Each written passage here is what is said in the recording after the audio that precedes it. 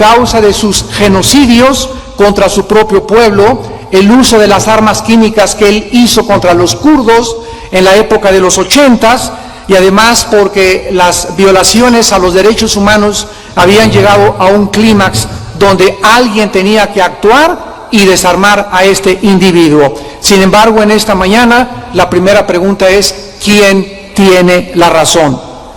¿Tenemos acaso en la Biblia, damas y caballeros, una guía de ética y de conducta para que nosotros sepamos, como el pueblo de Dios que somos, cómo responder ante estas situaciones? ¿Sabemos qué contestar cuando alguien nos dice: ¿es moral o no es moral la eutanasia? O sea, desconectar a una persona que ha sido ya desahuciada o con una muerte terminal. ¿Es cristiano o es ético que una pareja que no pueda tener hijos puedan tenerlos a través de fertilizaciones in vitro? ¿Acaso es permitido la homosexualidad? ¿Cuál es el papel preponderante de la sociedad y de los gobiernos ante tanta degradación moral que existe? ¿Es verdad que un cristiano nunca debe usar la violencia o el uso de la fuerza, ni aún en defensa propia? ¿Tenemos acaso entonces en la Biblia una guía para que podamos nosotros saber qué responder? ¿Es verdad que un cristiano no puede pertenecer a ningún cuerpo militar, ni a la marina, ni a la infantería, ni a la aviación, porque la Biblia dice: no matarás? ¿Es verdad que un cristiano no puede hacer algo en contra de su defensa personal o de sus familiares? Cuando alguien se mete a tu casa o un ladrón amenaza la vida propia de tus propios familiares. ¿Existen finalmente razones bíblicas para que en alguna época algún país se pueda involucrar a la guerra? Todas estas preguntas, todas estas incógnitas e interrogantes demandan de nosotros respuestas. Y gracias a Dios que no estamos solos, que Dios nos ha dejado un libro que se llama la Biblia, y haríamos bien en estar atentos como a una antorcha que alumbra en medio de tanta confusión y de tantas tinieblas lo que Dios tiene que decir. Ya hemos oído la opinión de psiquiatras, de psicólogos, de antropólogos, de sociólogos, etcétera, etcétera, pero jamás le hemos dado oportunidad para que sea Dios el que nos hable al corazón, para que podamos nosotros tener otro enfoque y tener otra perspectiva acerca de las cosas que nosotros creemos que tenemos la razón.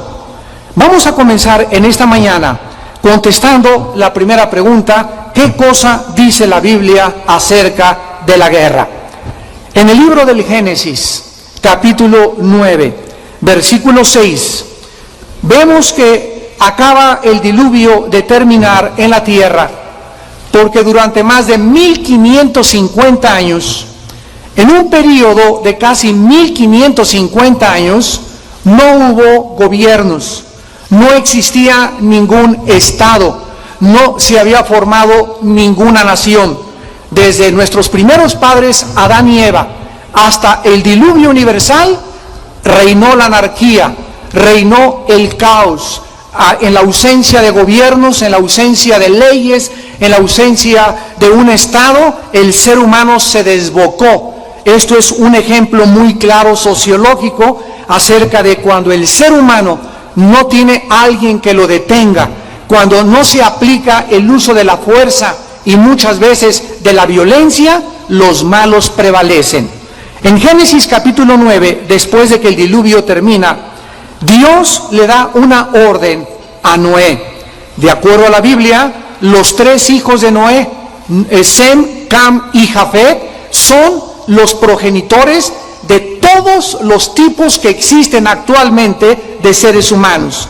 Tenemos en primer lugar que Cam es el progenitor de todas las personas que comenzaron a vivir en la parte del África, porque el arca de Noé se situó en las montañas del Ararat después del diluvio universal, y por cierto, todas las tribus y todos los libros sagrados y todas las culturas hablan y mencionan de un diluvio universal.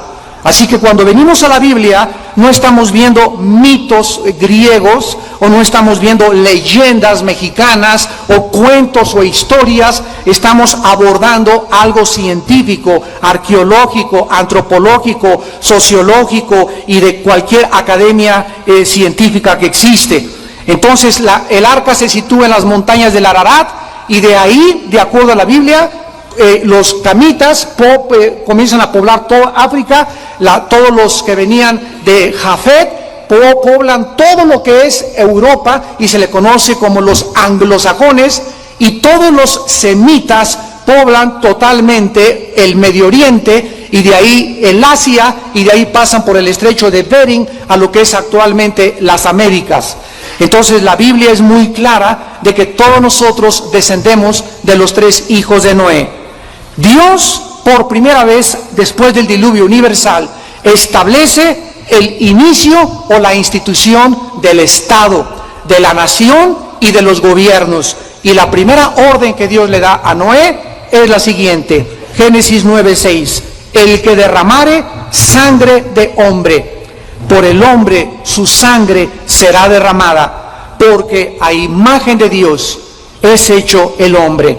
Dios le dice a Noé: mira, yo no voy a intervenir con juicios y juicios universales, porque la raza humana terminaría por extinguirse. Ahora yo le entrego al ser humano la espada de la retribución divina, de la justicia, para que ahora, al formarse el Estado y los gobiernos, y por causa de la pecaminosidad humana, ustedes ahora traten de comenzar a detener la maldad del pecado humano a través de las cárceles, a través de sistemas policíacos, a través de sistemas militares, a través de sistemas del uso de la fuerza y la violencia por causa del pecado humano.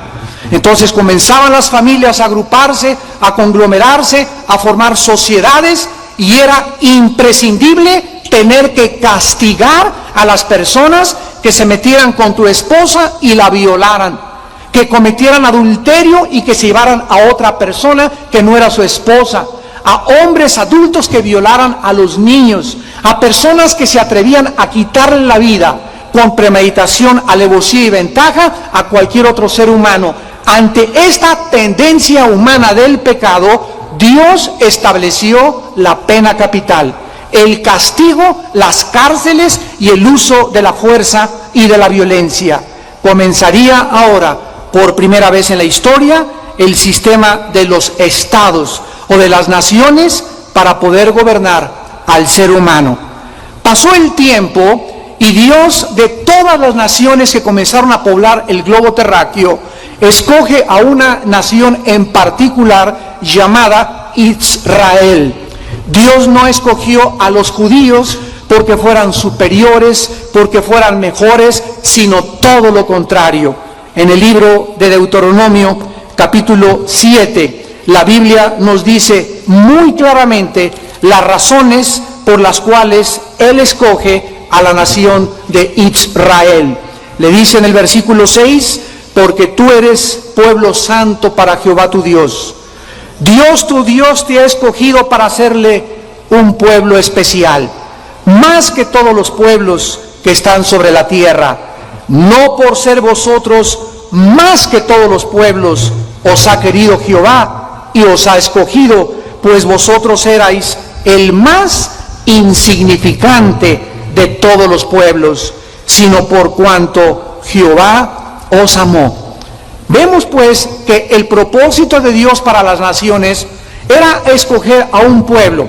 Si hubiera escogido a los italianos, los franceses hubieran dicho, ¿y por qué los italianos y nosotros no?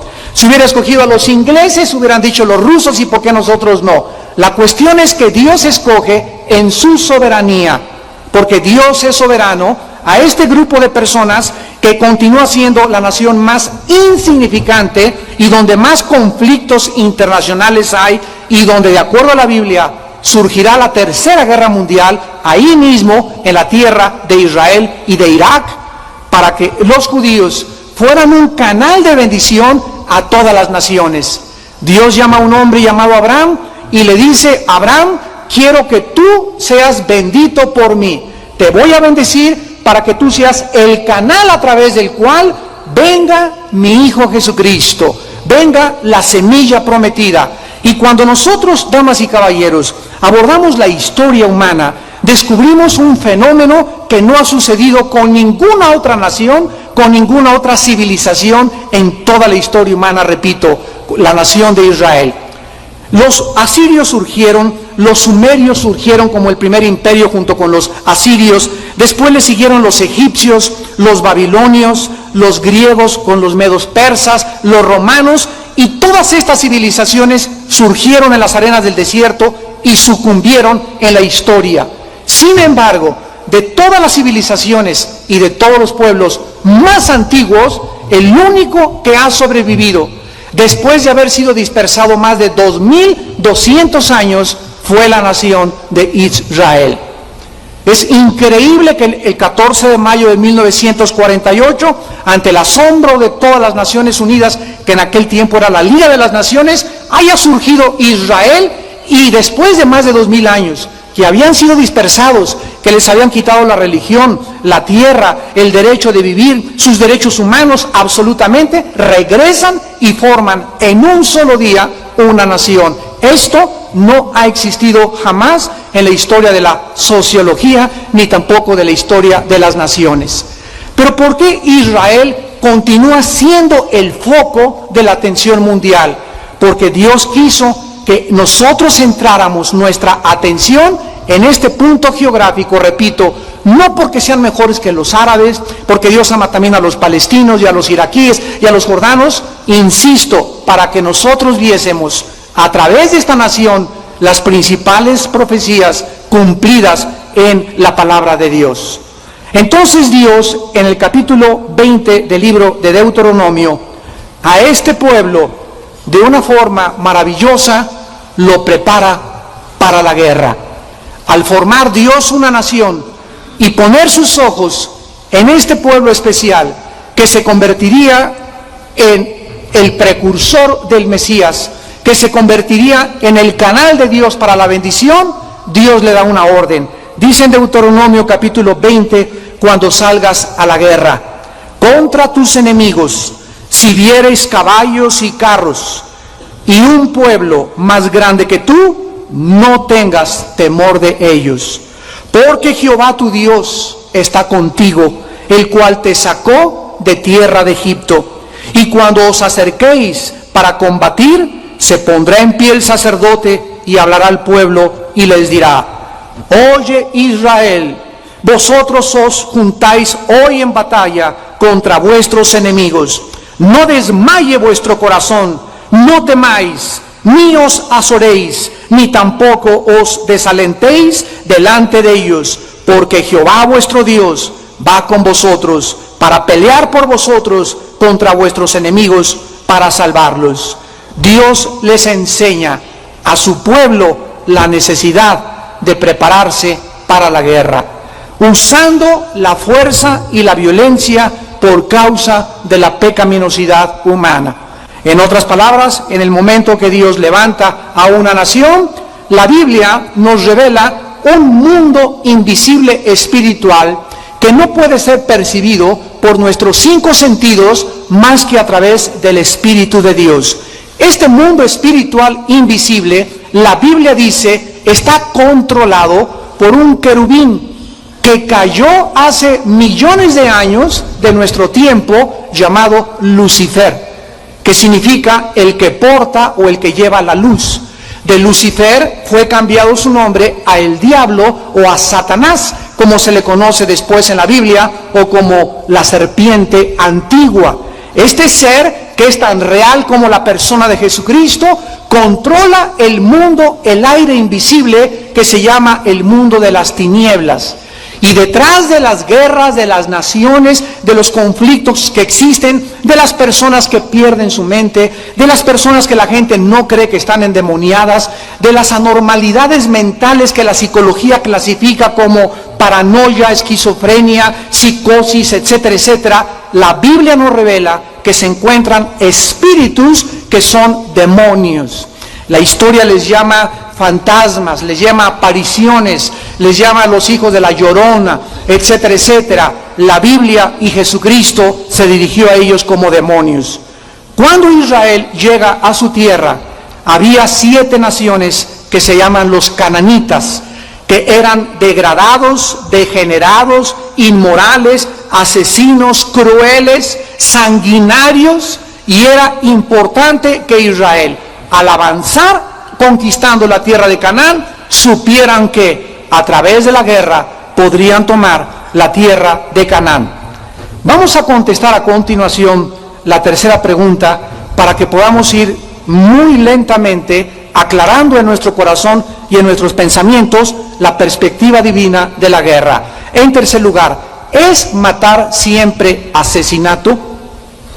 La respuesta es no.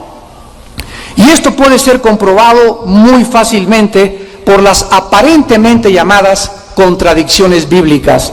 Miren, por ejemplo, el 6º mandamiento, Éxodo 20:13, no matarás. Esta frase, este mandamiento en imperativo, en el original hebreo, se usa la palabra ratzaj, que significa matar con premeditación, alevosía, ventaja o por ambición. Entonces, la Biblia realmente dice en el 6º mandamiento, no asesinarás. Ahora, en Deuteronomio 7, lo acabamos de leer, leemos que Dios le manda a su pueblo que destruyeran a las naciones cananitas. Yo me he encontrado cantidad de veces en nuestros programas de televisión, en los debates públicos que tenemos en el radio, a personas que me dicen, aquí hay un error en la Biblia. A ver, ¿cómo explica usted que por un lado Dios diga, no matarás, y por otro lado el mismo Dios que dice, no matarás, ordena a Israel que persiga y destruya a ciertas naciones? Sin embargo, ambos mandamientos fueron ordenados por Dios y dirigidos a su pueblo, y aparentemente parece una contradicción respecto al 6º mandamiento. Sin embargo, analicémoslo microscópicamente. No existe ninguna contradicción para el 6º mandamiento, porque el mandamiento no matarás, no asesinarás, se refiere a los individuos. Dios en la Biblia le otorga al Estado, escúchenme señores abogados, la prerrogativa de ejercer la pena capital, de ejercer el uso de la fuerza, de ir a la guerra para defenderse o para destituir dictadores, etcétera, etcétera, mas nunca a los individuos. Entonces tenemos que diferenciar la ética moral entre el individuo y el gobierno o el Estado. El mandamiento divino al individuo es no asesinar. Ninguno de nosotros individualmente tiene el derecho, de acuerdo a Dios, de quitarle la vida a nadie. Vamos a ver algunas excepciones, pero cuando es con premeditación, alevosía y ventaja o por ambición, la Biblia le llama asesinato. Matar individualmente está prohibido, pero el Estado tiene la prerrogativa de Dios de usar el uso de la fuerza en las guerras para preservar la paz y la seguridad de sus ciudadanos. Veamos esto en el libro de los Números, capítulo 35, donde se demuestra que asesinar es matar, pero matar no es siempre asesinar, porque la palabra que se usa para matar cuando es sin intención, por un acto imprudente. Hagan de cuenta, una persona está con un hacha golpeando, sale la cabeza del hacha y le pega a una persona y la mata. Una persona va manejando y se me atraviesa alguien y lo mato con el coche.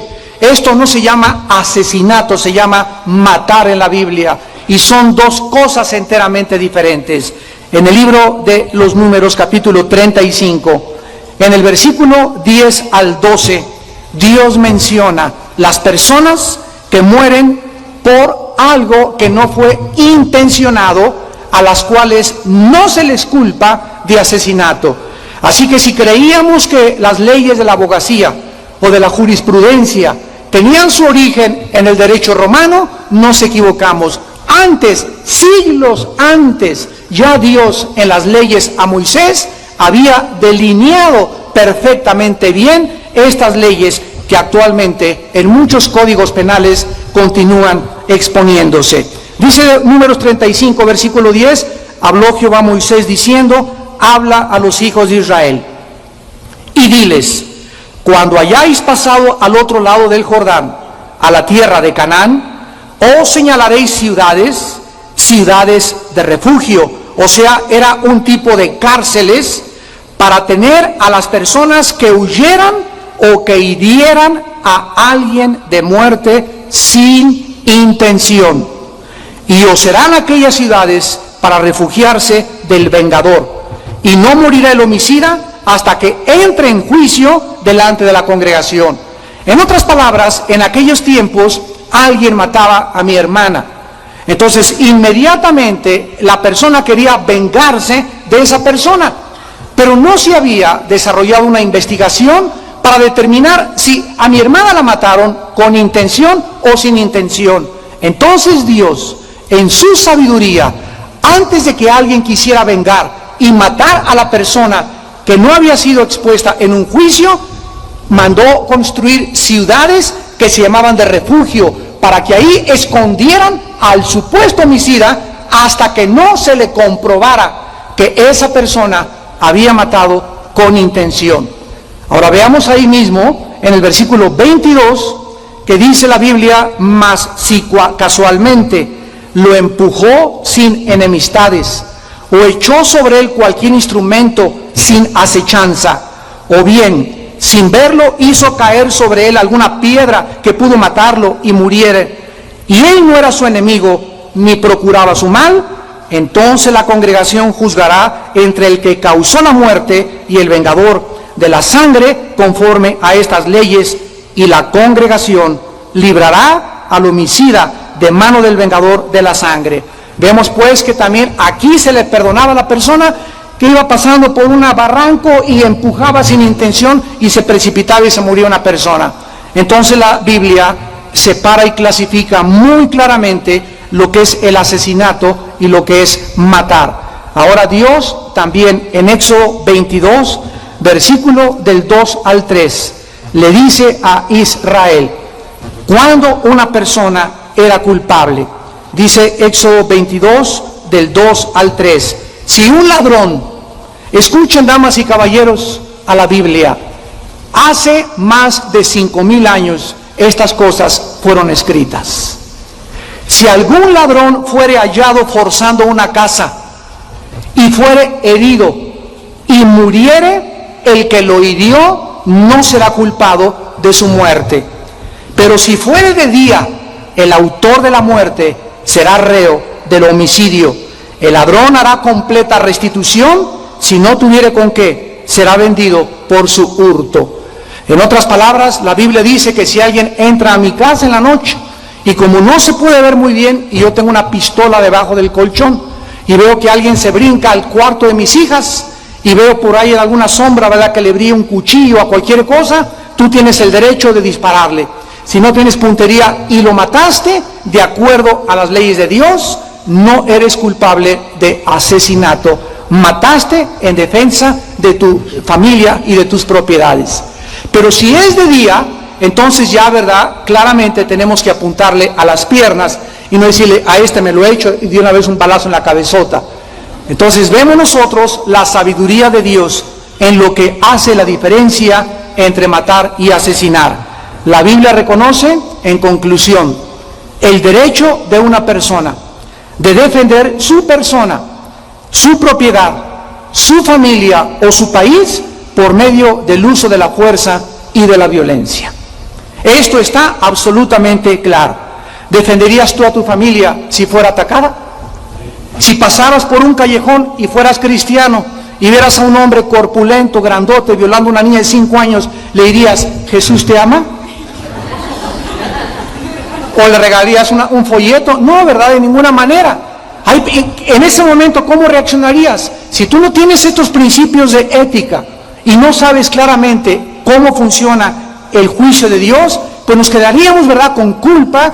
Maté a alguien, no lo puedo matar, ¿qué hago? En este caso, ¿qué dice la Biblia? La Biblia es muy clara. Si yo tengo una pistola y veo a esa persona, claro que desde día le disparo a las piernas o le doy un batazo, ¿verdad?, donde yo pueda, pero voy a salvar a la niña y voy a hacerle un daño físico a ese hombre por salvar la vida de una criatura.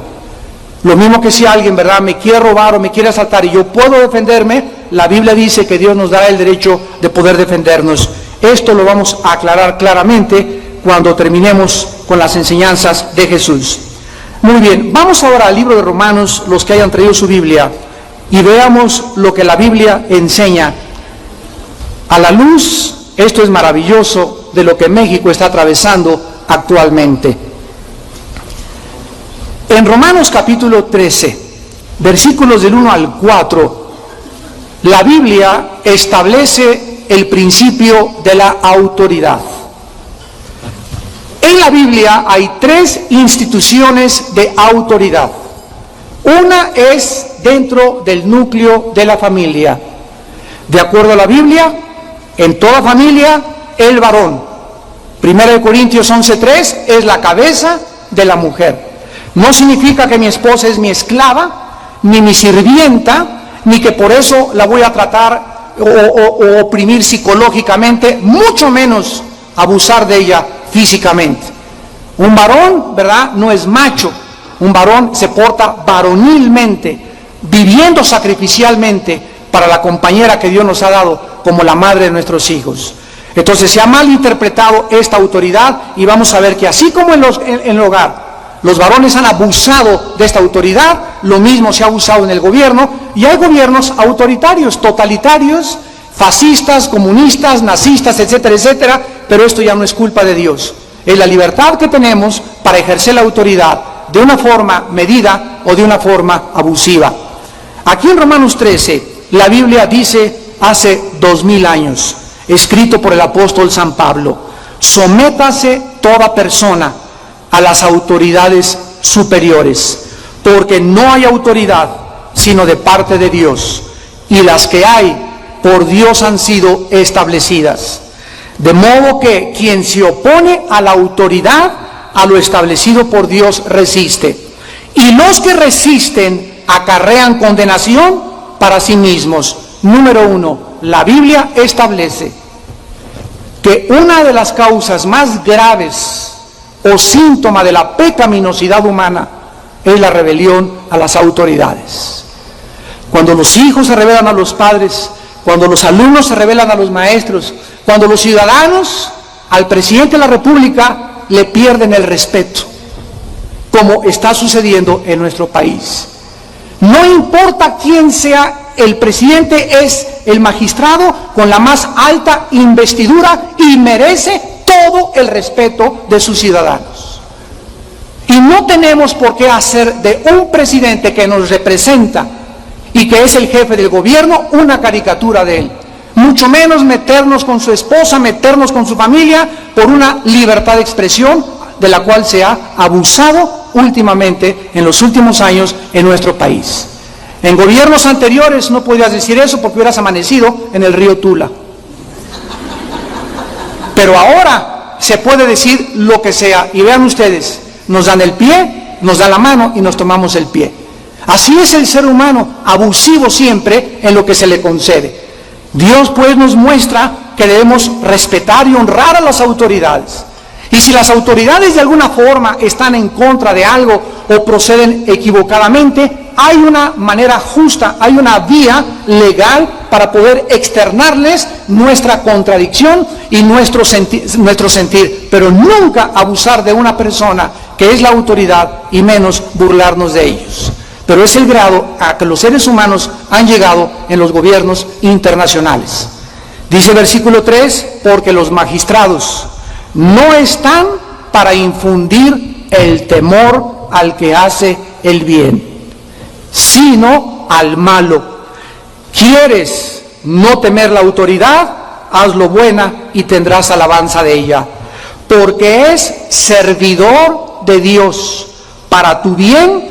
Pero si haces lo malo, teme, escucha y subráyalo en tu Biblia, porque no en vano lleva la espada.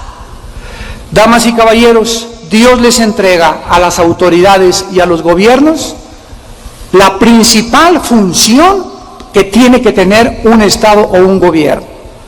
Un gobierno no fue puesto por Dios solamente para velar por la educación o el conocimiento, etcétera, etcétera. De acuerdo a la Biblia, la función principal de un gobierno es infundir el temor a los delincuentes y a los criminales.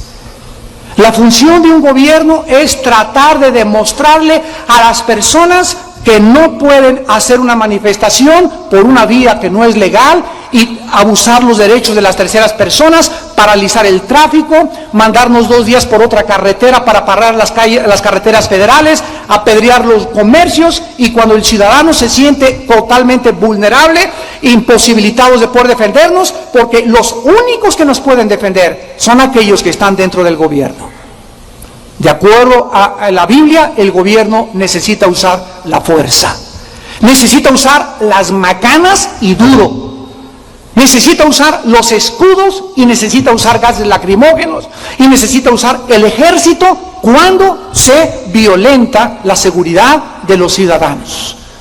Y cuando esto no sucede y se permiten en los gobiernos, donde ya hay un caos, una confusión, donde ya la gente hace lo que le da la gana, donde un grupo de personas toman un edificio como el de los maestros y amenazan y casi los matan, ahí en ese momento se les rodea con soldados o con un ejército de granaderos y se impide que esto vuelva a suceder como una lección. Pero la cuestión es que muchas veces los gobernantes comienzan a tener temor de gobernar y aplicar la fuerza porque pierden popularidad. Todo tiene una causa en la Biblia y en la palabra de Dios. Entonces la Biblia nos muestra, ¿verdad?, que los gobernantes, los soldados, la policía, los oficiales autorizados que representan a un gobierno, están autorizados por la investidura que tienen del mismo gobierno de usar la fuerza y la violencia para proteger los derechos de los ciudadanos, capturar a los criminales y juzgarlos por sus crímenes. Perdonar a los criminales en el nombre del amor es la negación del amor al prójimo. Negarle a los criminales castigo es la negación del amor al prójimo. Eso no es amor, es sentimentalismo. Es exactamente lo mismo que con un hijo. Dice la Biblia que el que tiene un hijo lo disciplina y lo ama. Pero así como tú amas a tu hijo, mi amorcito, ¿cómo estás?, etcétera, etcétera, cuando el hijo violenta la disciplina, se avienta abiertamente en rebelión contra el papá, insulta a la mamá, el papá se saca el cuero, la vara y pum, pum, pum, 3 en las partes sin alma. ¿Por qué? Porque si no se hace eso, de acuerdo a la Biblia, el que detiene el castigo a su hijo aborrece. Nos damos cuenta cómo Dios no quiere que involucremos los sentimientos con la fe. Porque aunque mis sentimientos me dicen, no quiero castigar a mi hijo, no lo quiero golpear, eso es lo que me dicen mis sentimientos como padre. Dios me dice, lo necesita. ¿A quién le vas a creer? ¿Al psiquiatra, al psicólogo o a mi palabra? Y ahí es cuando nosotros actuamos conforme, no a lo que siento, no a mis emociones, sino a lo que dice la palabra. Y cuando tú actúas conforme a la palabra, Dios te respalda, te honra y te recompensa. Y te bendice grandemente, porque sin fe es imposible agradar a Dios. Cuando alguna nación extranjera entonces, ¿verdad?, o algún grupo de gente como terroristas atacan algún país, han violentado una institución establecida por Dios. En estos casos el gobierno ha atacado. El gobierno, el país, la familia, el individuo que ha sido agraviado, tiene el mandato divino de defenderse contra aquellos que resulten responsables, aun cuando fuere necesario usar una guerra en contra del terrorismo. En otras palabras, Dios le delega la autoridad a la autoridad civil temporalmente para que los gobiernos tengan y usen este derecho de impedir que la maldad se multiplique. Este poder otorgado por Dios es por causa de su misericordia. De otra manera, los malos dominarían el mundo. ¿Quién los detendría si no fuera a través de macanazos, de cárceles, de escarmientos y de castigos? ¿Quién puede detener una ola de secuestros como la hay en México hasta que no se eleven las penas del Código Penal y se le dé 50 años o cadena perpetua a una persona principalmente que secuestre a un menor de edad? Hay casos que si no se aplica todo el poder y el brazo de la ley, las normas de la justicia, de la moral, comienzan a relajarse en un país y comenzamos a ver las consecuencias de los juicios de Dios. Esta es la razón, ¿verdad?, por la cual una guerra justa es una expresión de la justicia divina. Abandonar la justicia en el nombre de la paz no es un acto de amor, sino una negación a amar a nuestro prójimo como a nosotros mismos. Entonces, salir a la calle y decir, por favor no le hagan nada a Saddam Hussein, es lo mismo que antes de la Segunda Guerra Mundial, pasar por las calles y decir, por favor, no le hagan nada a Hitler. Déjenlo, pobrecito, miren que al ratito se va a componer. ¿Qué hubiera pasado si en aquel tiempo no se hubiera levantado Estados Unidos, Winston Churchill, primer ministro de Inglaterra, Rusia con José Stalin, que apoyó también la guerra, y los demás países, y hubieran dicho, vamos a dejar a este hombre? Si no hubieran intervenido, el Tercer Reich se hubiera expandido por toda Europa y tal vez el mundo entero, porque es lo mismo que el anticristo va a hacer. Pero sin embargo, en la última guerra de Irak, nosotros vimos por muchos años en la historia que nunca se habían levantado tantas manifestaciones en contra de la guerra. ¿Quién no odia la guerra? Todos odiamos la guerra. Acabamos de ver un testimonio de lo que la guerra hace. Vuelvo a repetir, desgraciadamente, la falacia más grande que existe es creer que a través del pacifismo se pueden solucionar los problemas humanos. La historia y la Biblia nos dice lo contrario. Desgraciadamente, no vivimos en un mundo de amor. No vivimos en un mundo de Blancanieves, ni de Robin Hood, ni de Peter Pan, donde peace and love, the only need is love, como cantaban los Beatles, ¿verdad? Todo lo que necesitamos es amor. Esto es una canción virtual, utópica. ¿Por qué? Porque eso sería real en un mundo donde existiera el amor, pero el mundo en el que vivimos, damas y caballeros, no es un mundo donde existe el amor. Es un mundo donde existen las pasiones, los crímenes, los abortos, la homosexualidad, el lesbianismo, los suicidios, los secuestros, la drogadicción. Es un mundo que la Biblia dice está en corrupción, está en decaimiento y que no tarda en ser juzgado por Dios. Y hasta que venga Cristo, nunca tendremos paz en nuestras naciones. La Biblia habla que habrá guerras y guerras contra el mundo y rumores de guerras. Y esto no se va a acabar. Las manifestaciones a favor de la paz suenan muy bonito y parecen muy loables, pero es una falacia, es una utopía, es una ilusión por desconocer la naturaleza humana.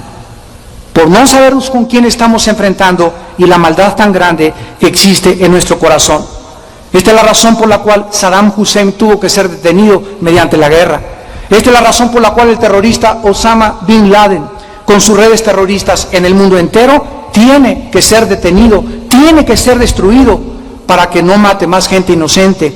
Esta es la razón por la cual existen cárceles, Almoloya, las Islas Marías, policías, soldados y fuerzas del orden para usar la fuerza en contra de los criminales, los secuestradores y los terroristas.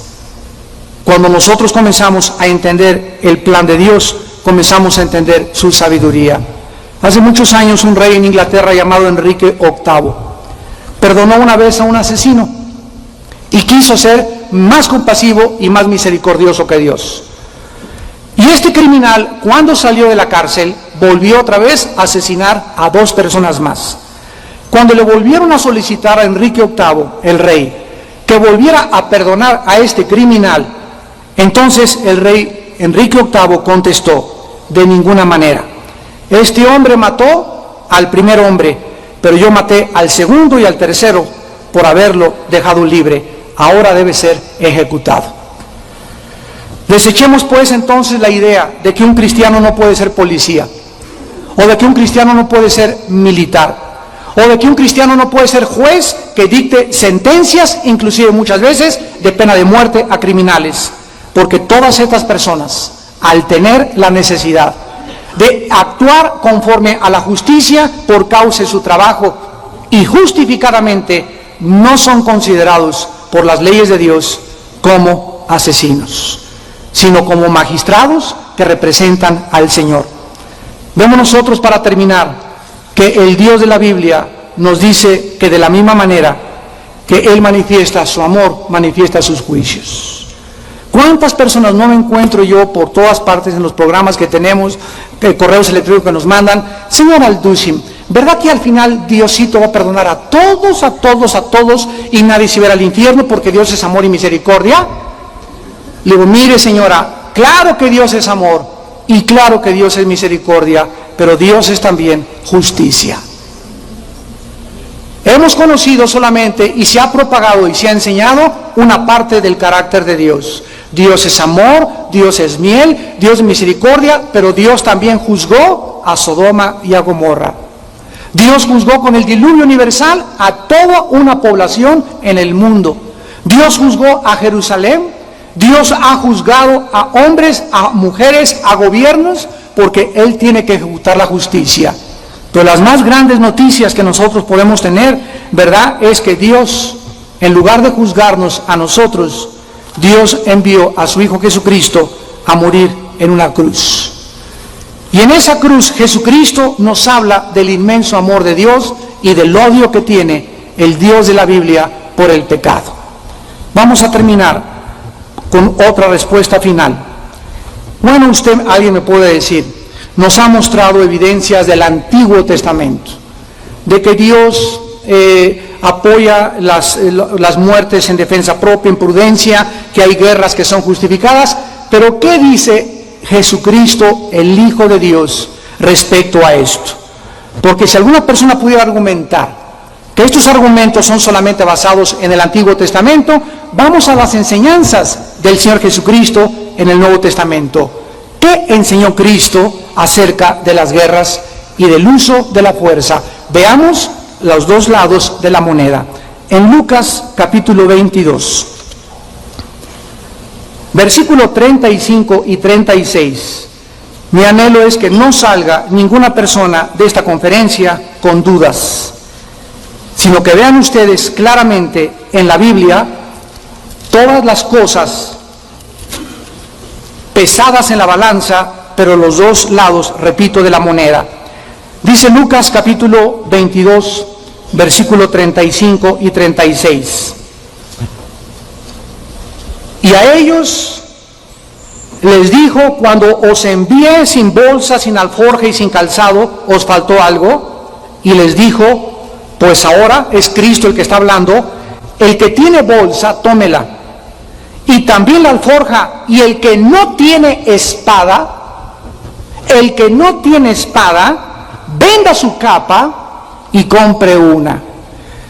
En otras palabras, si no tenían bolsa ni dinero, entonces que vendieran su capa para poder comprar una espada. ¿Por qué Jesucristo, señores teólogos, les sugiere a sus discípulos, cuando anteriormente en Mateo 5, lo vamos a ver también, les dijo que cuando alguien les golpea una mejilla, volteen también la otra? ¿Cómo puede haber una congruencia en una aparente contradicción teológica entre dos mandamientos? Y cuando ustedes estudian la Biblia, señores y señoras, quiero darles un consejo. Siempre que tú encuentres en la Biblia una aparente incongruencia o contradicción, el problema no es de Dios, es de tu capacidad de entendimiento. Siempre el problema seremos nosotros, porque tenemos tantas nubes oscuras que han bloqueado nuestra razón y nuestro entendimiento, que nuestro juicio, nuestro discernimiento no es transparente ni claro a la luz del entendimiento y la sabiduría de Dios. Por eso necesitamos al Espíritu Santo, que es el que nos guía, el que nos despeja las incógnitas y nos muestra toda la verdad. Cristo está sugiriéndoles aquí a sus discípulos que compren una espada, y esto, ¿verdad?, es suficiente para destruir cualquier teoría de no resistencia o de pacifismo sostenida por algunas sectas como los cuáqueros. Mateo 5:9, otro versículo que me encontré una vez en Tucson, Arizona, mi esposa y yo fuimos invitados a unas conferencias, y cuando estaba lo de la guerra de Irak, había cantidad de personas desfilando en las calles de Tucson con pancartas que decían: no a la guerra, bienaventurados los pacificadores. Fíjense ustedes, al desconocer el sentido o la interpretación espiritual de las palabras de Cristo, cómo la gente puede usar versículos sacados del contexto para hacer un pretexto. Cuando dice en Mateo 5:9, bienaventurados los pacificadores, alguien podría argumentar, repito, que este versículo es para defender el pacifismo. Sin embargo, Cristo comenzó el sermón de la montaña en Mateo 5:17, yo no he venido para abrogar la ley, he venido para cumplirla. O sea, Cristo no vino a agregarle más, sino a enseñarnos el verdadero significado de la Torah o de la ley mosaica. O sea que el Señor no venía a abolir los principios espirituales del Antiguo Testamento, sino a ampliarlos y a darles el significado espiritual correcto. La palabra pacificadores, apúntalo por favor en el original griego, es la palabra eireno poíos, y significa los que llevan a otros a la cruz para hacer la paz con Dios, por haber hecho esta persona primero la paz con Dios en su conversión. ¿Quiénes son los pacificadores? Las personas que ganan a las almas para el reino de Dios. Cuando yo me encuentro al lechero, al panadero, al chofer, a un policía, a un soldado, el otro día que estuvimos ahí en Los Pinos, ¿verdad?, junto a la oficina del presidente Fox, estábamos hablando con unos militares de las guardias presidenciales, y yo les decía, ustedes necesitan entender que en cualquier momento pueden morir, con los policías, con los soldados, con los marinos, con cualquier persona, y tú necesitas ir a una cruz. En esa cruz, Dios hizo la paz contigo mediante la muerte de Jesucristo. Si yo logro que esa persona sea llevada a la cruz, me convierto en un pacificador. Miren lo que dice Colosenses capítulo 1, versículo 20. Y por medio de él, reconciliar consigo todas las cosas, así las que están en la tierra como las que están en los cielos, haciendo la paz mediante la sangre de su cruz. Damas y caballeros, la Biblia dice, para terminar, que no hay nadie en este mundo que pueda tener paz si primero no hace la paz en la cruz de Cristo. Tú no puedes tener paz con tu esposa, paz con tu familia, paz con tus cuñados. La historia del mundo es historia de guerras. De acuerdo al Instituto para la Investigación de la Paz, en Suecia, Estocolmo, de los últimos 6,000 años de historia aproximados que hay en el mundo, 25 años solamente ha habido paz. De 6,000 años de historia, 25 años de paz. ¿Qué es la historia humana? Una historia de conflictos, de guerras, el esposo contra la esposa, los hijos contra los padres, protestantes contra católicos, palestinos contra judíos, negros contra blancos, ricos contra pobres, explotación del hombre por el hombre, abolición de los derechos humanos, y esta es la causa por la cual un hombre hace 2,000 años murió en una cruz. Y cuando él colgaba entre el cielo y la tierra, Dios nos decía que con su muerte lograba la paz entre nosotros mismos. Cuando una persona recibe a Jesucristo y cree lo que Él hizo en la cruz del Calvario, Él entra a mi vida como mi Salvador. Él derrama su amor en mi vida y la paz que yo tengo ahora para con Dios. ¿Por qué estoy en paz con Dios? Porque ya no hay una barrera que se interponga entre Dios y yo, que se llama pecado. Esa barrera de pecado nadie puede, ni yéndose de peregrinación, ni habiendo nacido en un hogar religioso, ni haciendo ceremonias religiosas. No hay manera de quitar el pecado de nuestra vida más que con la sangre derramada de Jesucristo. Sin derramamiento de sangre, dice Hebreos 9, no hay remisión de pecados. Dios nos ofrece a su Hijo Jesucristo en una cruz, mostrándonos que a través de Él hay una paz temporal que vamos a tener con su Padre. Y cuando haga yo la paz con Él, podré tener paz con mi prójimo. Mientras tanto, el creer que el pacifismo o que vamos a cantar y protestar por las guerras va a traer la paz es la ilusión más estúpida del ser humano, la más miserable y la más irracional y la más incongruente, lógica y filosóficamente. porque el ser humano es malo por naturaleza, de acuerdo al diagnóstico de la Biblia. Y el ser humano necesita ser sanado de esa maldad que le lleva a querer más y a guerrear y conquistar y expandernos y dominar y controlar a los seres humanos. Viene de las pasiones que combaten dentro de nosotros. Si no hay una guerra de México, gracias a Dios que nunca la hemos tenido desde la Revolución Mexicana, tal vez en esta mañana tú tienes guerra en tu vida contra tu matrimonio. Estás en guerra contra tu esposo. Estás en guerra contra tus padres, estás en guerra contra tus hijos, protestas, paz, paz, paz, que no haya guerra en el Medio Oriente, pero en tu casa, tu propia vida es un conflicto diario donde te autodestruyes. Por eso fumas, por eso tomas, por eso te emborrachas, por eso no eres capaz de serle fiel a tu esposa, por eso cometes adulterio, por eso robas, por eso dices, el que no tranza no avanza. Por eso se vive como se vive, porque nadie lo va a poder cambiar más que la vida de Jesucristo en una cruz. Y hasta que tú no vengas en esta mañana y hagas la paz con Él, mediante la sangre derramada, no habrá paz en tu corazón, en tu familia, ni en nuestro país. Les pido por unos instantes que inclinen su cabeza.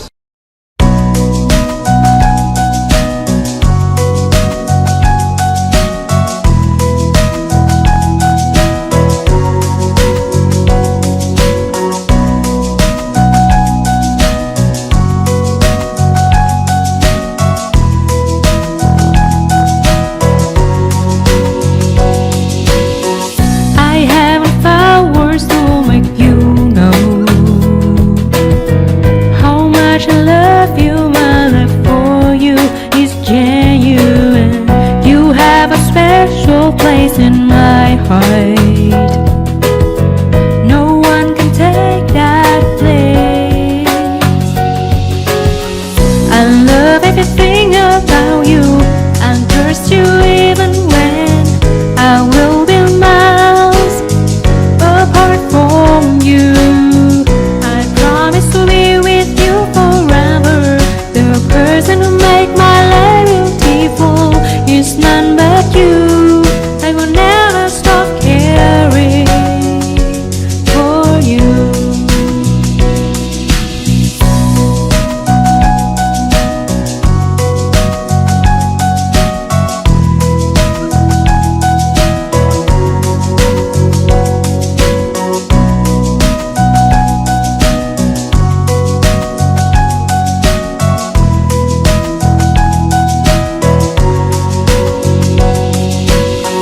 I haven't found words to make you